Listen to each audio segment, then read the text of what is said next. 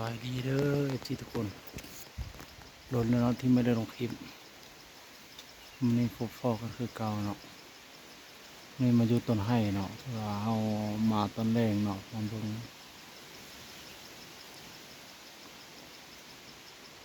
ฟ้าโคตรลมเลยเนาะ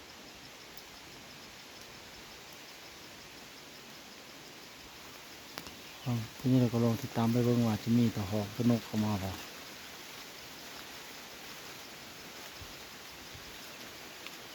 ให้ใหญ่ๆเนาะ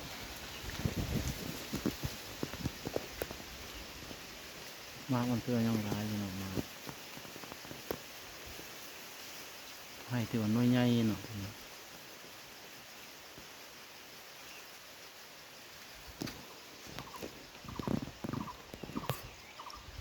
ก็ยังมีอยู่แต่ว่าล่มหมดทีนี้ก็ลองติดตามไปเบิ่งว่าจะมีตะนกเข้ามา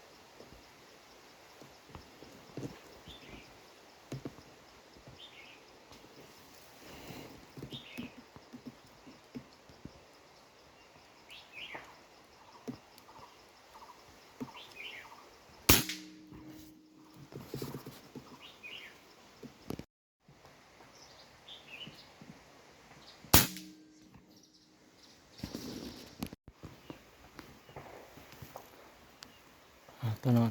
คือว่าตอนนี้ก็3 โมงแล้วเนาะยังเงียบๆไปเนาะ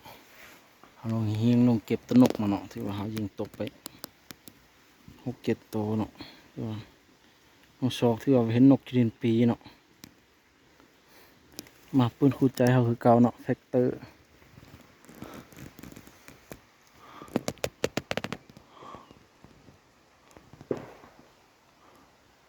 เบิ่งปีเลยตอนแรกว่าจะมีตะหอกเข้ามาบ่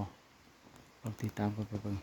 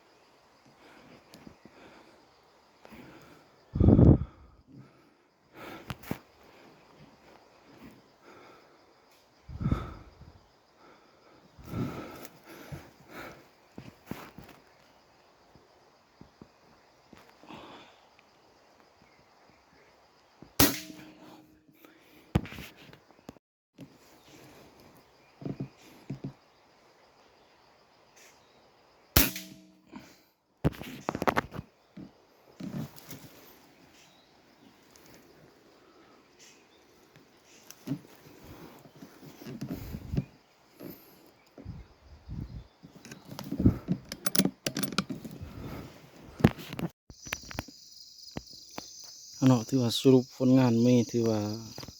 ในซ้ำนี้เนาะถือว่าก็โอเคอยู่เนาะเขายิงตกหลายอยู่เนาะแต่ว่าชอกบ่เห็นเนาะมีโตวก็จวนมาเราเนาะถือว่าก็โอเคอยู่เนาะก็อื่นก็ขอขอบใจเลยFC ทุกๆคนที่เข้ามาชมฝากกดไลค์กดแชร์กดติดตามเพื่อเป็นกำลังใจเฮ็ดคลิปต่อๆไปเลยขอขอบใจ